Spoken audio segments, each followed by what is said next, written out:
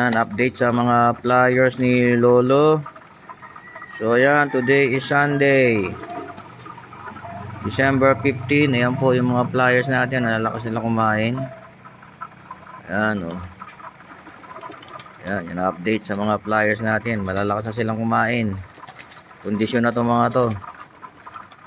Pwede nang i-loft fly.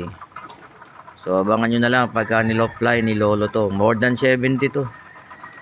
More than 70 na flyers ito. Dito is 21 dito sa ano yan, sa first division na yan.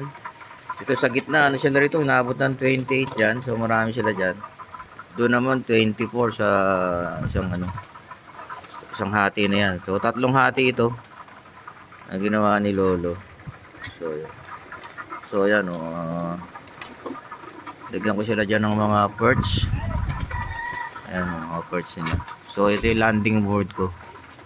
Yan yung landing board ni Lolo. Ayan.